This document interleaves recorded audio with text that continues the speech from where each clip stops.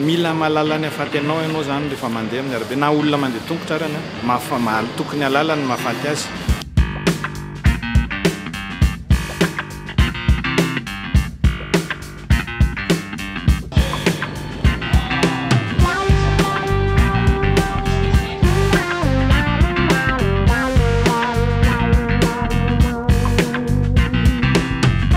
Mahatonga ny accident dia zao tsy fahafantaran'ny olona ny hoe io arabe io rehefa mitondra 2 roues anao raha mandeha amin'ny arabe anankiray anao dia fahavalinao daholo ny eo amin'io arabe io.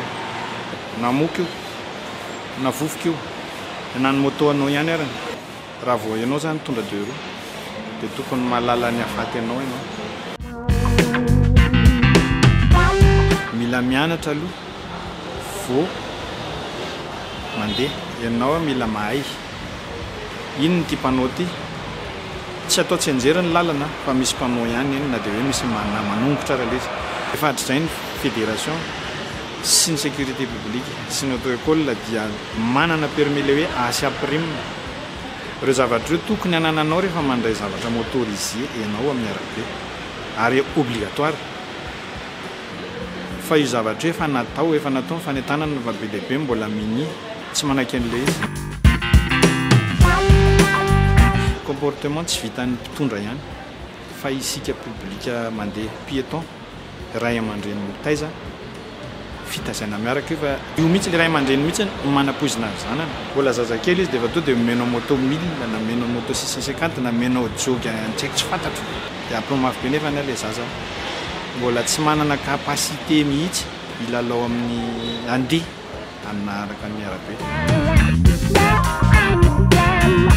Voalohany casque, gants, bottes, blouson. Ireo zany minime essentiel. Marina hoe lafo le izy fa aleo mividy zavatra lafo indray mandeha. Tadio tsara fa aleo manao mandoa ataontsika maximum ny teniko eto mandoa 2 millions d'ariary casque ianao.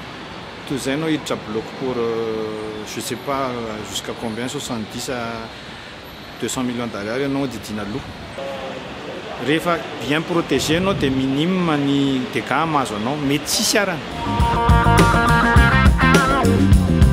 Pneu zany miconte be, freinage miconte be, moto koa mila miconte be mba tsy hisian'ny accident satria ny matériel anao mety handratra anao. Resaka pneumatique fotsiny ohatra hoa. Tsika zao ririnina misy ny fahavaratra ny arabe tsy hoe voafafa isan'andro. Misy zany ny fasika, misy zany ny hoe orana, rano, misy ny flaque d'eau, misy ny nid-poule lavaka.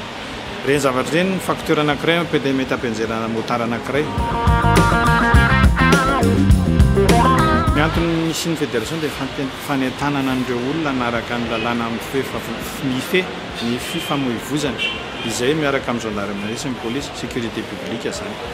Indray aman-dreny atao ampianatra foana en tant que fédération zany fa fotsiny ny zanak'aloha mila mahay miaina dia izay le mahatonga an'ilay hoe tsy didy jadona amin'ny fampianarana fa atsofoka tsy moramora dia izay mahatonga an'ilay misy événement ohatran'izao zany ampianarana an'ilay izy.